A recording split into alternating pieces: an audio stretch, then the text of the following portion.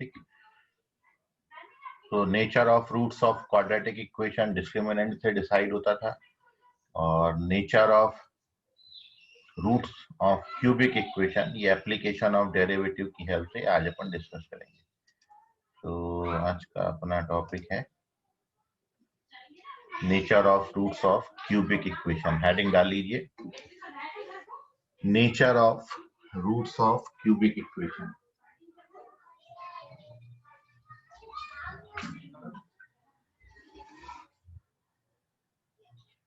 Nature of roots of cubic equation heading डाल लीजिए।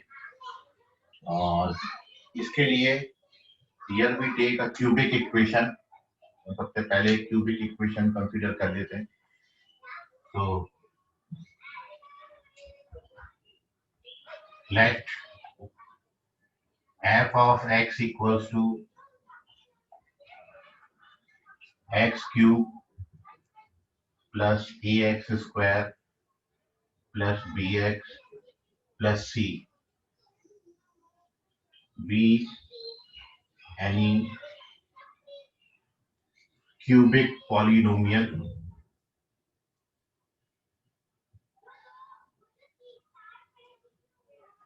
and fx equals to 0 is corresponding cubic equation।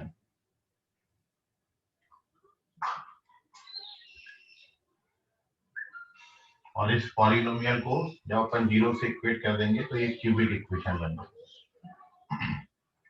Now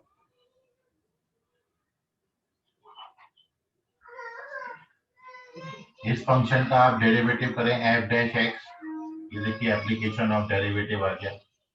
तो nature of root decide करने के लिए सबसे पहले आप जो भी गिवन फंक्शन होगा उसको x के रिस्पेक्ट में डिफरेंशिएट करिए। First differentiate the given function with respect to x। So the derivative of this function is 3x square plus 2ax plus b।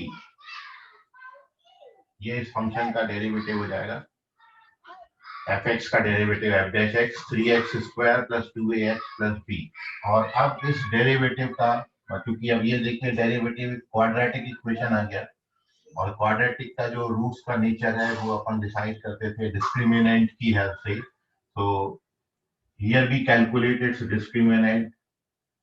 तो capital D F dash x का निकालते हैं, तो कैपिटल डी डिस्क्रिमिनेंट का value हो जाएगा B square minus 4ac, इसमें 4 common ले लीजिए, तो ये ए स्क्वायर माइनस 3b हो जाएगा। तो दिस इज द डिस्क्रिमिनेंट। तो अभी तक हमने एक फंक्शन लिया, फंक्शन को 0 से इक्वेट किया, तो क्यूबिक इक्वेशन मिल गया, क्यूबिक पॉलिनोमियल से क्यूबिक इक्वेशन बनाया। फिर वो क्यूबिक इक्वेशन को x के रिस्पेक्ट में डिफरेंशिएट किया, और डिफरेंशिएट करके एक क्वाड्रेटिक इक्वेशन हमको मिलता है, उसका हम कैपिटल डी कैलकुलेट करेंगे। So now following 3 cases are arise. 3 case अब आपको मिलेंगे जैसा आप कैपिटल डी क्वाड्रेटिक में पढ़ते थे।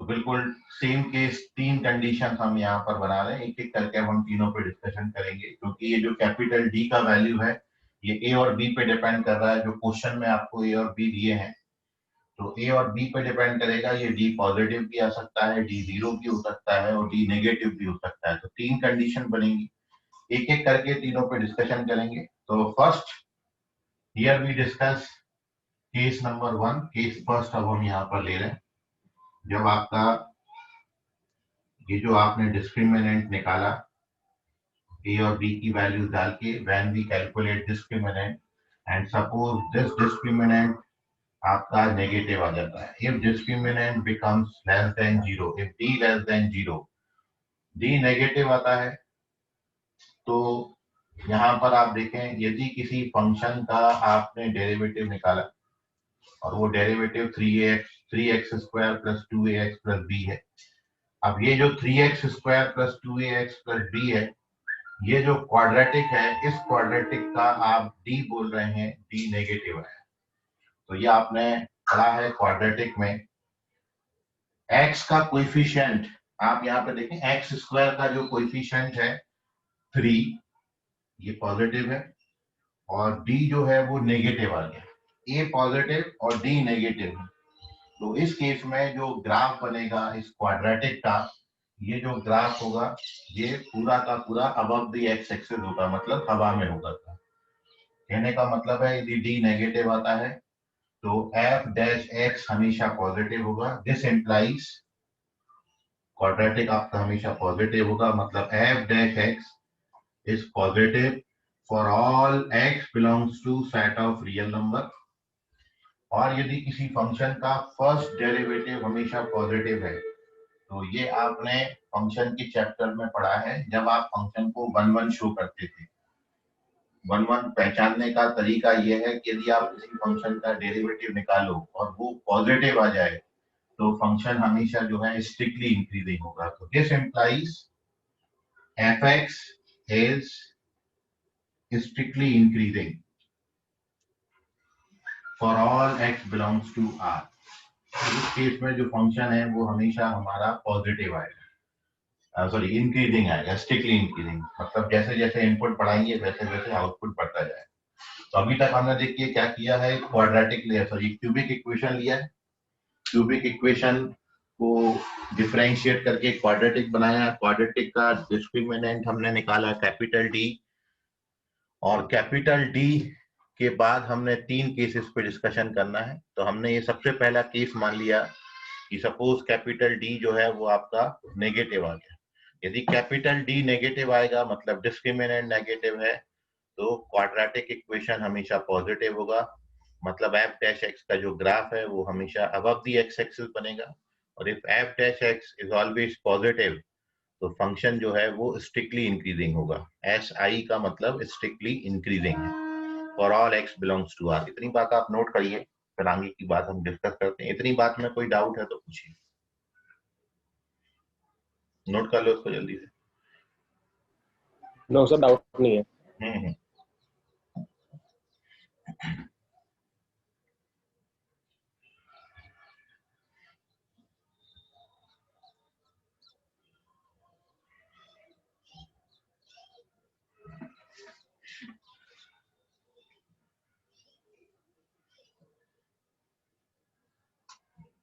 तो हमारा केस फर्स्ट जो है वो अब यहाँ पर खत्म हो रहा है। ये फंक्शन आपका स्ट्रिक्टली इंक्रीजिंग आ गया, ठीक है। मैं ऊपर वाला हटा दे रहा हूँ।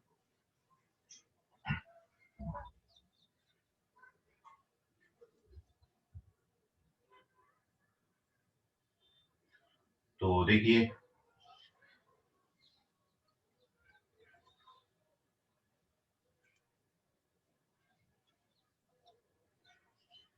अब यदि फंक्शन का आपने ये शो कर दिया कि फंक्शन स्ट्रिक्टली इंक्रीजिंग है, इसलिए when we plot the graph of the function, जब आप ग्राफ ऑफ फंक्शन का प्लॉट करोगे तो 2 पॉसिबिलिटीज है, या तो ग्राफ आपको इस तरीके से मिलेगा या ग्राफ ऑफ फंक्शन इस तरीके से डिपेंड। तो ये डिपेंड, ये एफ एक्स का ग्राफ है, this is graph of f x.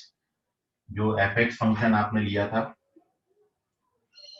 X cube plus A x square plus b x plus c, ये इसका ग्राफ है। तो आप देख रहे हो जब आप x की जगह पे 0 डाल देंगे तो ये c पे डिपेंड करेगा। यदि c आपका पॉजिटिव है तो ये 0, c बनेगा। ये पॉइंट का कोऑर्डिनेट भी 0, c है। एक बार में कोई एक शेप लेगा, वो डिपेंड करेगा आपका c कैसा है। यदि ये जो c है ये पॉजिटिव है तो ग्राफ आपको ये ऊपर वाला मिलेगा। यदि c नेगेटिव आता है तो ग्राफ आपको ये नीचे वाला। और इस केस में आप देख रहे हैं दोनों में से एक बार में कोई एक सिचुएशन मिलेगी। ये मैंने स्ट्रिक्टली इंक्रीजिंग फंक्शन का ग्राफ बनाया, हमेशा फंक्शन ऊपर की तरफ जा रहा है। तो इस केस में देख रहे हैं एक बार में कोई एक ग्राफ है, सी पे डिपेंड है, सी पॉजिटिव है तो ऊपर वाला, सी नेगेटिव है तो नीचे वाला ग्राफ मिलेगा। और आप देख रहे हो इस केस में जो ग्राफ ऑफ फंक्शन है वो एक्स एक्सिस को केवल एक ही पॉइंट पर इंटरसेक्ट करता है, और वो पॉइंट आपका ये है। तो यदि हम इसको अल्फा नाम दे दें, और यदि मान लो सी नेगेटिव है तो ग्राफ आपको ये मिलेगा, ये भी आपका अल्फा डिनोट कर रहे हैं हम इसको। तो इस केस का जो मतलब है कि in this case we have just one real root, so therefore fx has only one real root, तो इस केस में क्यूबिक फंक्शन का आपको केवल एक और एक ही रियल रूट मिलेगा। ये हमारी फर्स्ट केस खत्म हो गई। ठीक है, तो इसको नोट कर लीजिए कंप्लीटली फर्स्ट केस को। तो हमने फंक्शन एक पॉलिनोमियल लिया, क्यूबिक पॉलिनोमियल से क्वाड्रेटिक बनाया, क्वाड्रेटिक का डिस्क्रिमिनेंट निकाला, डिस्क्रिमिनेंट नेगेटिव आया, तो क्वाड्रेटिक स्ट्रिक्टली इंक्रीजिंग बना, सॉरी क्वाड्रेटिक ऑलवेज पॉजिटिव बना। उससे वी से दैट कि अवर फंक्शन इज स्ट्रिक्टली इंक्रीजिंग, और जब फंक्शन स्ट्रिक्टली इंक्रीजिंग होगा तो एक्स एक्सिस को केवल एक ही पॉइंट पे इंटरसेक्ट करेगा, जितने पॉइंट पे इंटरसेक्ट करता है उतने रियल रूट्स होते हैं। तो इस केस में क्यूबिक पॉलिनोमियल का एक और केवल एक रूट रियल रूट होगा। ठीक है ना, moving on to the second case. अब अपन सेकंड केस देख रहे हैं। मान लो अब आपने डिस्क्रिमिनेंट निकाला, अभी अपन ने नेगेटिव लिया था, सपोज अब डी आपका जो है वो पॉजिटिव आ जाता है। If capital D becomes positive, capital D positive आएगा, इसका मतलब है रूट्स रियल और डिस्टिंक्ट होंगे। दो रियल रूट्स आपको मिलेंगे और दोनों के दोनों डिस्टिंक्ट होंगे, रियल एंड डिस्टिंक्ट रूट। ये आप क्वाड्रेटिक में पढ़ते थे, तो वही बात हम यहाँ पर लिख रहे हैं कि यदि डी आपका पॉजिटिव है, this implies f dash x equals to 0. This equation has two real and distinct roots. Two real and distinct roots. ये हमने मान ली है लेट x1 and x2 रियल और डिस्टिंक्ट हैं, तो एक छोटा और एक बड़ा होगा। तो हमने ये भी मान लिया है साथ में कि जो दो रूट्स हैं x1 और x2, उसमें से x1 x2 से छोटा है। और जब ऐसा है, ऊपर वाला हटा दूं कि हो गया नोट आपका? जल्दी जल्दी स्क्रीनशॉट। हाँ सर हो गया है। तो सेकंड केस में हमने डी पॉजिटिव लिया, और डी पॉजिटिव लेने के बाद हमारा f(x) जो क्वाड्रेटिक है उसके दो रियल डिस्टिंक्ट रूट्स आएंगे, वो हमने x1 x2 सपोज कर लिए। Therefore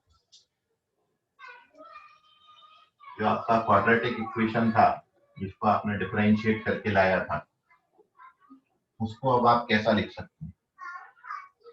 So therefore f dash x can be written 3x minus x1 और x minus x। दो रूट्स है, वो रूट्स का आपने x1 और x2 नाम दिया, तो इसको क्वाड्रेटिक इक्वेशन के फैक्टर्स क्या हो जाएंगे, x minus x1 और x minus x2। तो आप f dash x को इस तरीके से लिख सकते हो 3x minus x1 x minus x। और जब आप इसको इस तरीके से लिख लेंगे, so therefore this implies आपका f dash x पॉजिटिव कहां पर होगा, तो f dash x is positive for all x belongs to minus infinity to x1 union x2 से लेके प्लस इंफिनिटी। और f dash x आपका नेगेटिव कहां पर होगा, तो ये नेगेटिव होगा for all x belongs to between x1 and x2। तो जब आपका दो रूट्स मिले x1 और x2, तो क्वाड्रेटिक को आप लिख सकते हो 3 times of x minus x1 और x minus x2। और with the help of this here we see that कि ये कैसे लिखते हैं, ये आपको बताया है। ये जो साइन स्कीम होती है आपकी, f dash x का साइन हमने यहाँ पे लिखा है और कुछ नहीं। ये देखिए कि x1 और x2 ये दो वैल्यूज है, और x1 और x2 पे आपको ये बताना है कहाँ पॉजिटिव कहाँ नेगेटिव है। तो ये आपको बताया था, साइन स्कीम में अपन पढ़ते थे पॉजिटिव नेगेटिव और पॉजिटिव अल्टरनेट साइन लगाएंगे, एक बार प्लस एक बार माइनस एक बार प्लस। तो f डैश x आपका x2 से बड़ी वैल्यूज पे पॉजिटिव है, मतलब x2 से इंफिनिटी तक ये पॉजिटिव होगा, और x1 से छोटे नंबर्स पे ये पॉजिटिव है, मतलब माइनस इंफिनिटी से x1 तक ये पॉजिटिव। और बिटवीन x1 x2 ये जो फंक्शन है ये नेगेटिव है, x1 और x2 के बीच में नेगेटिव है। यही मैंने ऊपर लिखा है कि एफ डैश एक्स पॉजिटिव होगा जब आप x का वैल्यू माइनस इंफिनिटी से x1 और x2 से इंफिनिटी तक लेंगे, और नेगेटिव होगा जब आप इसको x1 और x2 के बीच में लेंगे। So this is our F dash x. ठीक है, सो अब यहाँ पर अब अपन नेचर ऑफ रूट्स लिख रहे हैं। जैसे हमने पहले केस में आपको बताया था कि केवल एक रूट यहाँ पे मिलता है, यहाँ पे टोटल 5 पॉसिबिलिटीज अब आपको मिलेंगी। 5 पॉसिबिलिटीज क्या क्या है वो अब आप देखिए। तो इसमें पहली सिचुएशन ये बनती है कि जब आप किसी फंक्शन का ग्राफ बनाएं और वो फंक्शन का ग्राफ मान लो इस तरीके से आपको मिलता है। ये देखो, ये this is the first situation. आपको x1 और x2 ऐसे चूज करने हैं कि x1 पर फंक्शन का वैल्यू जो है ये x1 है और ये है हमारा x2। क्योंकि x1 और x2 के बीच में ये देखिए f डैश x पॉजिटिव का मतलब क्या है कि हमारा जो फंक्शन होगा ये ग्राफ ऑफ एफ एक्स है। एफ डैश एक्स का ग्राफ कभी भी प्लॉट नहीं कर रहे हैं। ये हमने ग्राफ किसका प्लॉट किया है, ये हमारे एफ एक्स बराबर 0, मतलब जो फंक्शन हमने सबसे स्टार्टिंग में लिया था एक्स क्यूब प्लस ए x square plus b x plus c, इसका ग्राफ है। तो आप देख रहे हैं कि यहाँ पर एफ डैश एक्स जो है वो पॉजिटिव है। एफ डैश एक्स पॉजिटिव का मतलब है कि फंक्शन जो है वो स्ट्रिक्टली इंक्रीजिंग होगा। स्ट्रिक्टली इंक्रीजिंग कहां से कहां तक बनाना है, माइनस इंफिनिटी से x1 तक स्ट्रिक्टली इंक्रीजिंग बनाना है। तो ये देखो मैंने x1 तक स्ट्रिक्टली इंक्रीजिंग बनाया, और x1 से x2 के बीच में ये फंक्शन कैसा है, डिक्रीजिंग है। तो x1 x2 के बीच में मैंने डिक्रीज किया, और फिर x2 से इंफिनिटी तक ये कैसा है, इंक्रीजिंग है। तो फिर मैंने यहाँ पर इंक्रीज। तो ये फंक्शन का ग्राफ है जो ऊपर वाली सिचुएशन को देख के मैंने बताया। और इसमें आप ये देख रहे हो कि यहाँ पर x1 पर फंक्शन का वैल्यू मैंने पॉजिटिव लिया है। Here the value of function at x1 is positive, fx1 positive है, और x2 पर वैल्यू ऑफ द फंक्शन यदि मान लो नेगेटिव आती है। ये देखिए x1 पर आपको graph above the x axis मिल रहा है, और x2 पर value of the function below the x axis है, मतलब नेगेटिव है। तो fx1 और fx2 पॉजिटिव है। तो जब ये सिचुएशन मिलेगी कि जो दो पॉइंट आपको x1 और x2 मिले हैं, और उनमें भी यदि ऐसा हो रहा है कि एक पर पॉजिटिव और दूसरे पर नेगेटिव वैल्यू मिल रही है, तो हमेशा जो ग्राफ ऑफ फंक्शन है वो इस तरीके से शेप लेगा। और इस तरीके से जब शेप लेगा तो आप देख रहे हो fx इस पर्टिकुलर केस में x एक्सिस को टोटल 3 पॉइंटों पे इंटरसेक्ट किया है। एक ये पॉइंट है, एक ये पॉइंट है, और एक ये पॉइंट है। यदि मैं इनको नाम दे देता हूं अल्फा, बीटा और गामा, तो आप देखें कि इस फंक्शन के आपको टोटल 3 रियल और डिस्टिंक्ट रूट्स मिलते हैं। So in this situation when fx1 positive and fx2 is negative, then fx has 3 distinct real roots। तो इस केस में आपको इस फंक्शन के 3 रूट्स मिलेंगे, तीनों भी अलग अलग होंगे। 3 distinct real root. This is our first situation. ऐसी टोटल 5 सिचुएशन है। पहली सिचुएशन मैंने आपके साथ डिस्कस करी जब एक पर वैल्यू पॉजिटिव और एक पर वैल्यू नेगेटिव। फिर मैं इसके बाद डिस्कस करूंगा जब दोनों पॉजिटिव दोनों नेगेटिव हैं तो क्या होगा। फिर अपन डिस्कस करेंगे एक पॉजिटिव और एक जीरो हो जाए तो फिर क्या होगा। इतना बात आप नोट कर लीजिए, कोई डाउट है इसमें तो पूछ नोटो इसको जल्दी से।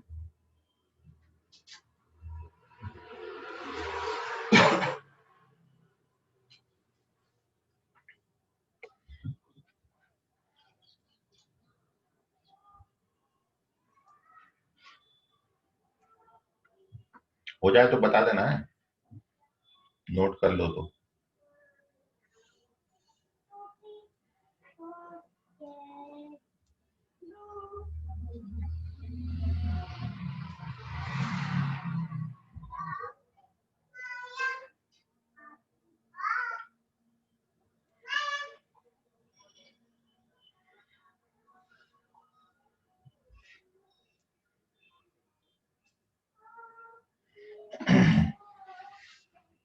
अरे हुआ कि नहीं? हो गया सर। हो गया सर। ऐसे चुपचाप बैठे रहे तो बोलते भी नहीं। So this is first case when fx1 is positive and f of x2, x1 पर वैल्यू पॉजिटिव है और x2 पर वैल्यू नेगेटिव। दूसरा केस अपन बना रहे हैं जब दोनों पर वैल्यू पॉजिटिव आती है, x1 पर भी पॉजिटिव है और x2 पे भी पॉजिटिव, मतलब पूरा का पूरा ग्राफ x1 x2 पे हमेशा अबव द x एक्सिस रहेगा। तो सेकंड केस, जब आपका x1 पर आपने वैल्यू निकाली पॉजिटिव आ गई और x2 पर वैल्यू ऑफ द फंक्शन निकाला वो भी पॉजिटिव आ गया, और आपको सिचुएशन रखनी ऐसी है कि जो फंक्शन है आपका वो x1 x2 के बीच में डिक्रीज करे और x1 x2 के बाहर ये इंक्रीजिंग होना चाहिए। शेप हमेशा ऐसी बनाएंगे आप, ठीक है। तो जब इस सिचुएशन को ग्राफ पेपर पे आप प्लॉट करेंगे तो ये आपको कुछ इस तरीके से देगा ग्राफ। ये देखिए,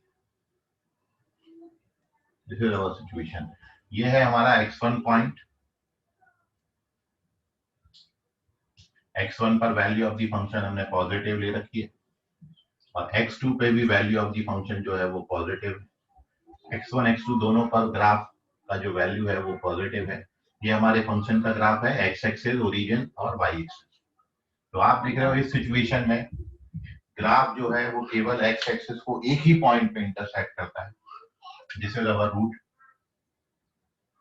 इसको मैं अल्फा नाम दे देता हूँ। एक ही रूट मिला, ग्राफ और कहीं इंटरसेक्ट नहीं करता।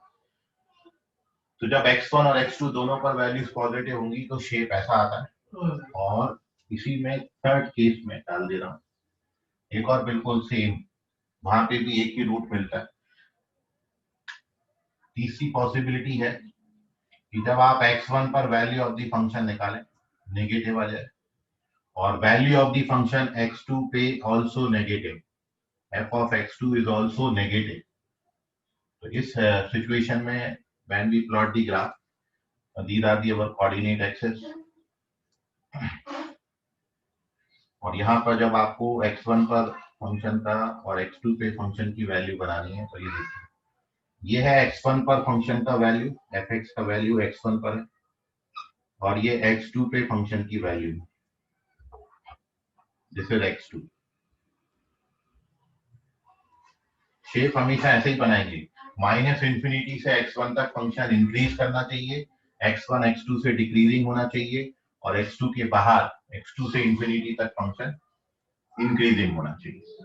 तो ये दूसरी सिचुएशन है जब fx1 और fx2 मतलब x1 और x2 पॉइंटों पर ग्राफ की जो वैल्यू, फंक्शन की वैल्यू नेगेटिव आएगी, तो ये दोनों पॉइंट आपको बिलो दी एक्स एक्सिस दिखेंगे। तो this is our x axis और आप देख रहे हो in both the situation the graph of function fx intersect the x-axis only at one point, जिसको हमने रूट को अल्फा से डिनोट किया है। तो इस पर्टिकुलर केस में, जैसे पहले केस में आपको 3 रियल डिस्टिंक्ट रूट्स मिले थे, यहाँ पर इन दो सिचुएशन में the function has only one real root, so fx has only one real root। वो मैं साइड में लिख दे रहा हूँ, fx has only one real root। तो रूट इस बात पे डिपेंड करता है कि ग्राफ कितने पॉइंटों पे इंटरसेक्ट किए। यहाँ एक ही पॉइंट पे इंटरसेक्ट किया तो एक ही रियल रूट। नोट करिए दूसरी सिचुएशन और तीसरी situation, second case and third case. ये सेकंड का सेकंड और थर्ड है। अभी थर्ड केस अपन को पढ़ना है, डिस्क्रिमिनेंट वाला। तो यहाँ पर हमने सबसे पहले केस में x1 और x2 पर वैल्यूज अपोजिट साइन के साथ ली थी, फिर x1 और x2 पर वैल्यूज मैंने सेम साइन के साथ रखी हैं, पॉजिटिव पॉजिटिव या फिर नेगेटिव नेगेटिव।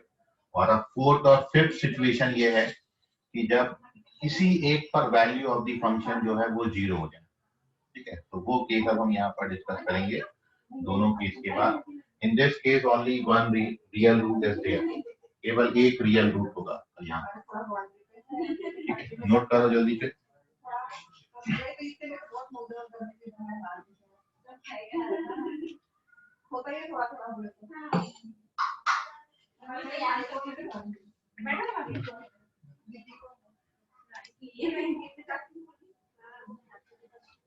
हो गया सर।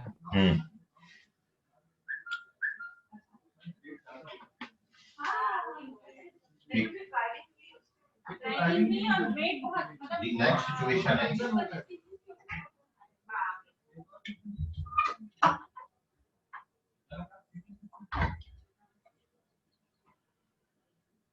किसी एक पर हमको वैल्यू 0 लेनी है।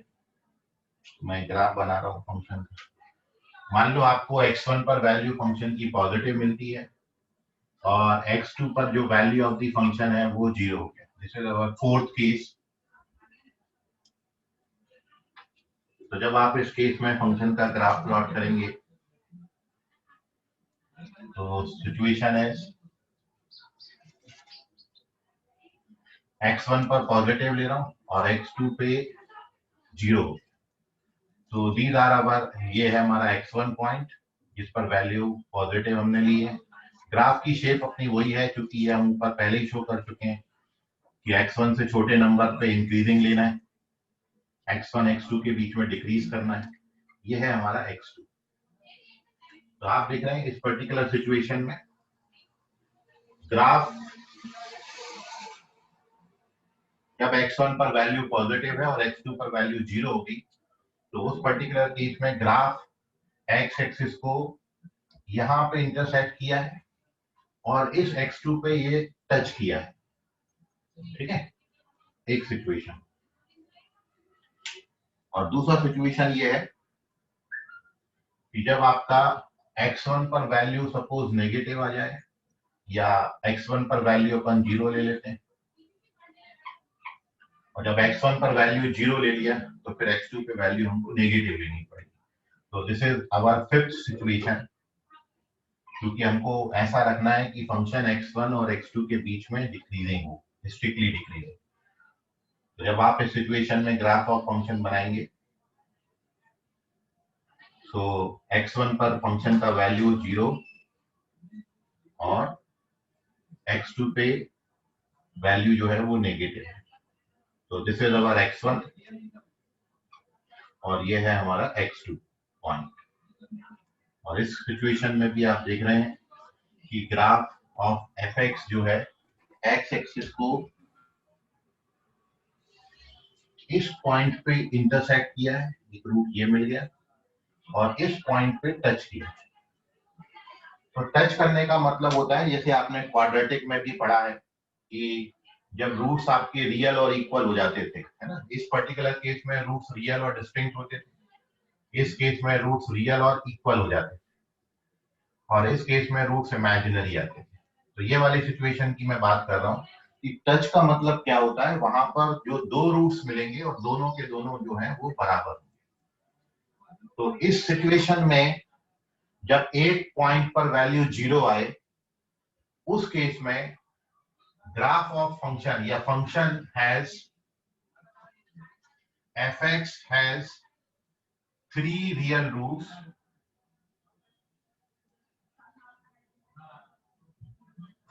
out of which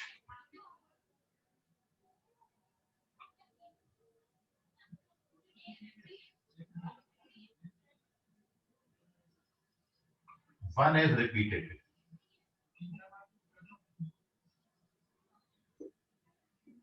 एक रूट रिपीट करेगा, 3 रूट्स होंगे, लेकिन हमने यहाँ पे वर्ड यूज नहीं किया 3 रियल डिस्टिंक्ट रूट्स। तो यहाँ पर जैसे आप देख रहे हो ये पहली सिचुएशन में जो रूट्स आपको मिलेंगे, इस पहली सिचुएशन में जो रूट्स हैं वो है अल्फा, x2 और x2, ये 3 रूट्स हैं। x2 रिपीट हो गया और इस पर्टिकुलर सिचुएशन में x1 रिपीट है। तो यहाँ पर जो रूट्स आपने बनाए वो है अल्फा, x1 और x1, 3 रूट्स हैं बट x1 रिपीट हो। तो ये लास्ट 2 कंडीशन है सेकंड केस की, नोट कर लीजिए। कोई डाउट है इसमें तो पूछिएगा। How to utilize these condition in question, वो अभी मैं आपको इसके साथ बात डिस्कस कर रहा हूँ।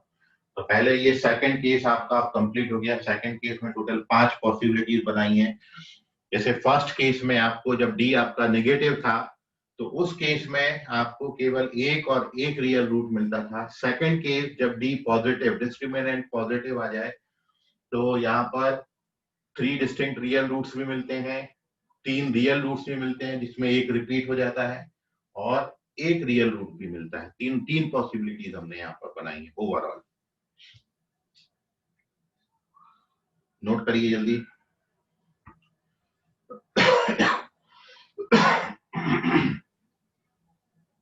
सर ऐप पे रूट्स रिपीट कैसे हो रहे हैं?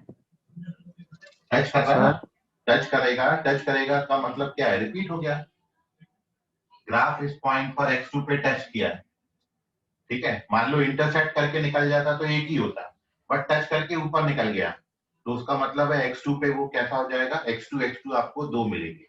क्वाड्रेटिक में आप जैसे पढ़ा भी बताया तो था, क्वाड्रेटिक में जब डिस्क्रिमिनेंट 0 होता था तो क्वाड्रेटिक की शेप कैसी आती थी? जब डिस्क्रिमिनेंट 0 हो जाता था तो शेप ऐसा लेते थे, ये पॉइंट। तो यहाँ पर अल्फा और बीटा दोनों रूट्स कैसे हो जाते थे? बराबर, जब डी 0 होता था। समझ गया सुशांत ठाकरे? हाँ सर। तो टच का मतलब है दो रियल इक्वल रूट्स मिलेंगे आपको। तो x2 रियल और इक्वल रूट्स हो गए और अल्फा डिस्टिंक्ट हो गया। तो पहले केस में अल्फा x2 मिलेगा, दूसरे केस में अल्फा x1 मिलेगा। x1 पे टच करता है तो x1 रिपीट हो गया, x2 पे टच कर रहा है तो x2 रिपीट हो गया। चलिए हो गया डन, हटा देंगे। तो ओवरऑल फाइनल कंक्लूजन इस कंडीशन का ये है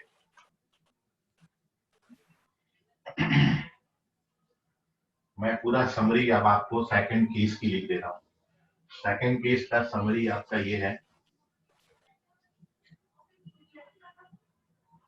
नोट में आप याद रखेंगे। पहली बात आपने ये पढ़ी कि x1 और x2 पर यदि फंक्शंस की वैल्यूज का प्रोडक्ट आपका नेगेटिव आ जाए, क्योंकि सबसे पहला केस हमने यही बनाया था, x1 और x2 पर वैल्यू अपोजिट साइन के साथ हो, x1 पर पॉजिटिव और x2 पे नेगेटिव। तो पॉजिटिव और नेगेटिव का प्रोडक्ट करोगे तो नेगेटिव आएगा। यदि x1 और x2 पे वैल्यूज का प्रोडक्ट नेगेटिव आ गया, देन आपको 3 डिस्टिंक्ट रियल रूट्स मिलेंगे, अल्फा बीटा गामा। सबसे पहली situation.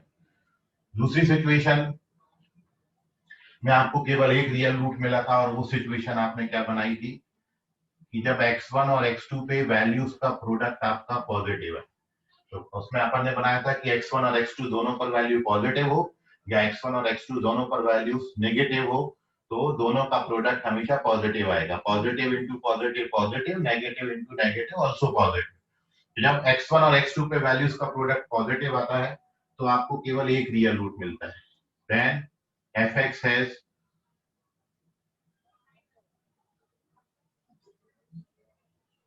only one real root.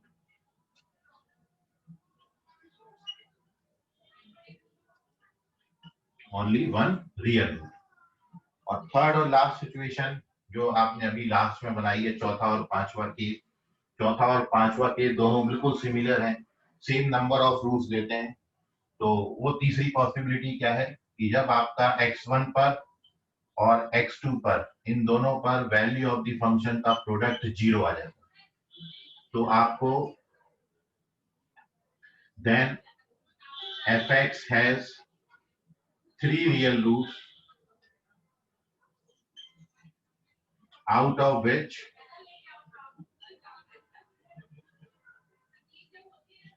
one being repeated। एक रूट आपका रिपीट हो जाएगा, उसमें 3 मिलेंगे। तो ये 3 बातें अभी हमने सेकंड केस में डिस्कस करी, ठीक है। नोट करिए इसको, जल्दी से स्क्रीनशॉट लीजिए। और अब हम यहाँ पर we move on to the third case and the last case. पहला केस हमारा डिस्क्रिमिनेंट नेगेटिव था, दूसरे केस में डिस्क्रिमिनेंट हमने पॉजिटिव लिया, and now we move on to the third case when our discriminant becomes 0, ठीक है। so चलिए moving on to the third and final case of this। The third situation is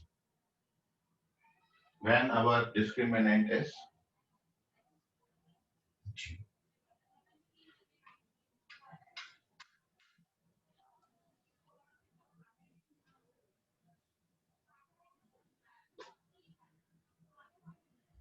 third possibility, case number 3, case third, जब आपका D 0 आ जाता है। D 0 आने का मतलब है देन एफ डैश एक्स बराबर 0 has real and equal roots. दोनों रूट्स बराबर आ जाएंगे। तो हमने रूट्स मान लिए x1 x1 x1। Therefore, in this case, f dash x can be written 3x minus x1 into x minus x1। Second case में मैंने लिखा था 3 times of x minus x1 into x minus x2। यहाँ x1 x2 की जगह x1 x1 हो जाएगा। तो f dash x आपको ऐसा दिखेगा 3 times of x minus x1 का स्क्वायर। और जब ये ऐसा आ जाता है तो इस केस में when we integrate both sides, so this implies the f of x function हमारा x minus x1 का क्यूब प्लस एक इंटीग्रेशन कांस्टेंट किया जाएगा। हमने बोथ साइड इंटीग्रेट किया तो हमारा जो फंक्शन है वो कुछ तरीके का। तो अब ये k पे डिपेंड करेगा। तो नाउ दो सिचुएशंस यहाँ पर आती हैं। अब यदि इसमें आपका ये जो k है, if k becomes 0 then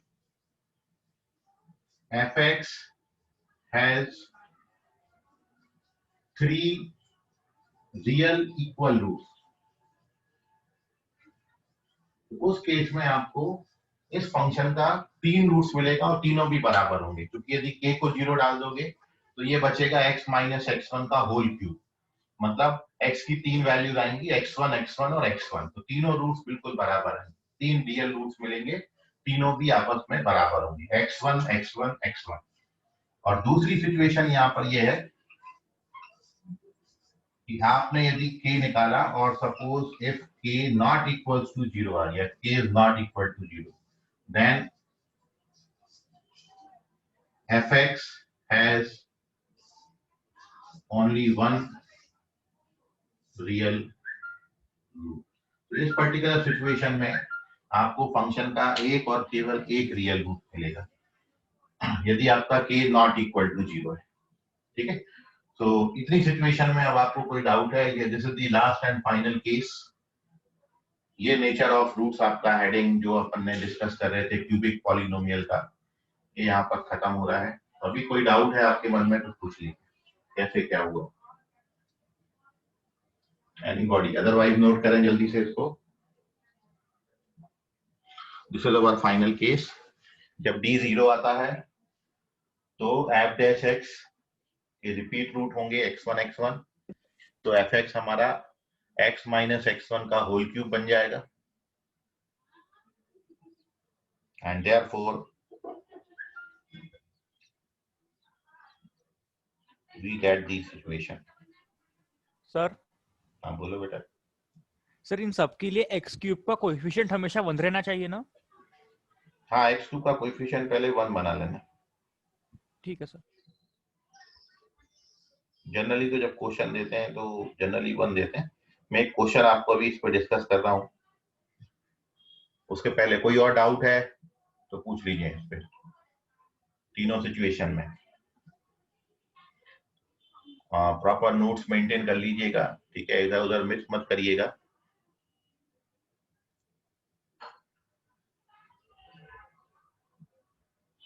चलिए, आप नहीं पूछ रहे इसका मतलब आपको कोई डाउट नहीं है। तो now we discuss a question based upon this theory कि इस पर्टिकुलर थ्योरी पर आपको क्वेश्चन कैसे पूछते हैं। तो एक क्वेश्चन के थ्रू मैं इसको डिस्कस कर रहा हूँ। ठीक है, पहले आप 2 मिनट ट्राई करिएगा, क्वेश्चन नहीं आएगा तो फिर मैं डिस्कस करूंगा। तो आपका question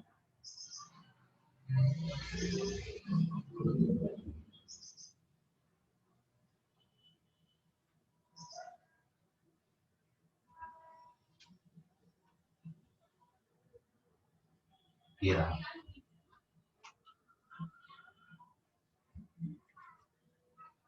Find all possible values of the parameter small a. Find all possible values of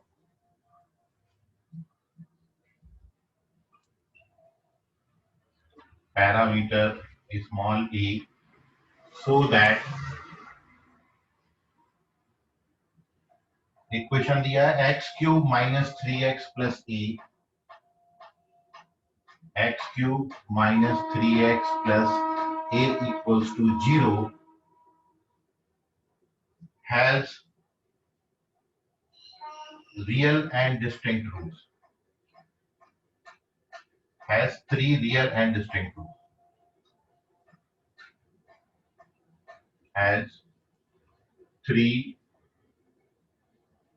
real and distinct roots.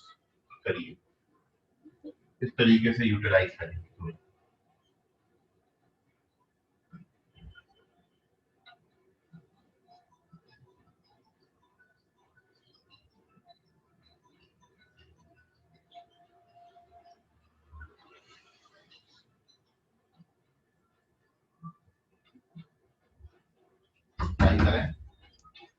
You have 2 minutes only for this, and your time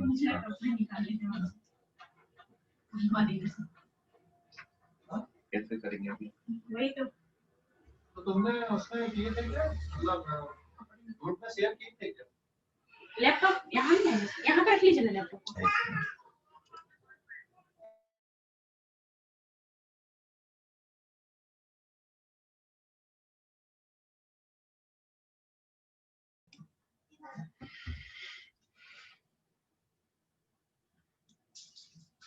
3 real distinct roots केवल एक और एक situation में अपन को मिलता है. भाई first case में तो एक ही रूट मिला था, थर्ड केस में 3 रियल इक्वल मिल गए थे या एक रियल रूट मिला था. जो सेकंड केस आपने पढ़ा था, जब आपका डिस्क्रिमिनेंट कैपिटल डी पॉजिटिव आता है तो वहां पर आपने 3 सिचुएशन लिखी हैं. fx1 और fx2 का प्रोडक्ट जब नेगेटिव आता है तो आपको 3 रियल डिस्टिंक्ट रूट्स मिलते हैं. तो x1 और x2 पर वैल्यू ऑफ द फंक्शन का प्रोडक्ट नेगेटिव लेके चलिए तो आपको मिल जाएगा आपका आंसर. कंडीशन को ध्यान से पढ़ो, इसलिए यूटिलाइजेशन बहुत इंपॉर्टेंट है. x1 और x2 पर वैल्यूज ऑफ द फंक्शन का प्रोडक्ट नेगेटिव आता है तब आपको 3 रियल डिस्टिंक्ट रूट्स मिलते हैं. सेकंड केस का सबसे पहला वाला ग्राफ ध्यान करो तो आपको आ जाएगा. मुश्किल क्वेश्चन नहीं है. नहीं, संकेत तुक्कर चेक करो क्या लिखा है संकेत. ये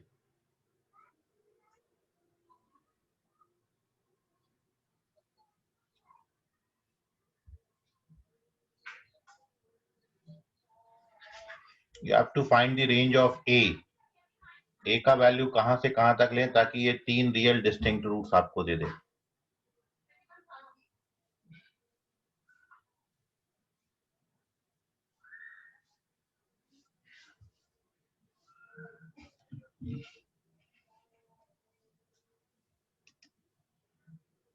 चलिए, तो समय इजाजत नहीं दे रहा है, मैं ही डिस्कस कर देता हूँ क्वेश्चन का solution. Kalpesh Chaudhary okay, Kalpesh Chaudhary correct हैं. गुरसिमर सिंह करेक्ट हैं. अंकेश लोनारे करेक्ट हैं. काफी सारे बच्चों का आ गया, कुछ कुछ का अभी भी रह गया. जिनका नहीं आया वो देख लीजिए. This is the how to solve this question. ठीक है, ये लास्ट क्वेश्चन है अपना, फिर इस पे अपन थ्योरी को कल आगे बढ़ाएंगे. ठीक है, तो देख लीजिए how to solve this question. जिनका नहीं आया वो देख लें.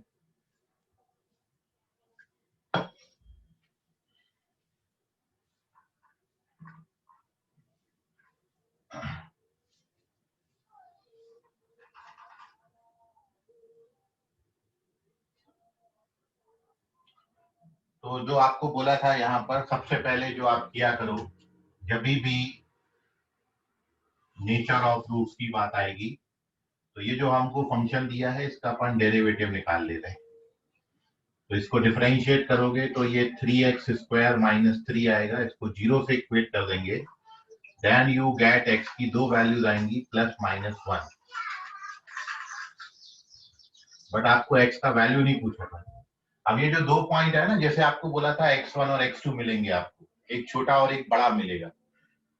तो अब आपको ये बताया था कि फॉर कंडीशन क्या थी, फॉर 3 डिस्टिंक्ट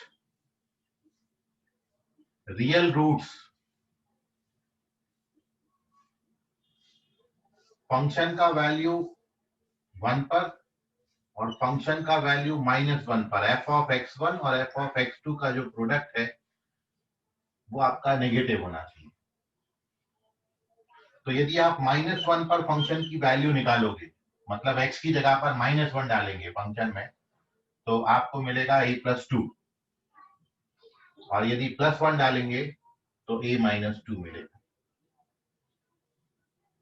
और जब आप इसको साइन स्कीम मेथड से सॉल्व करेंगे, वेवी कर्व मेथड से, तो a का वैल्यू आपको -2 से +2 के बीच में मिलेगा। तो this is your answer. a की जो रेंज है वो -2 से +2 है। नोट कर लीजिए सॉल्यूशन को। तो this is the utilization of this question. ऐसे ही कुछ और क्वेश्चन के साथ मिलेंगे अपन अगली क्लास में, ठीक है। गुड सिमर सिंह, लास्ट आंसर करेक्ट था। योजित ओके, योजित अभी लिख रहा है, योजित करेक्ट है। चलिए, तो final answer is -2 to +2। Note कर लीजिए, कोई डाउट है तो पूछ लीजिए।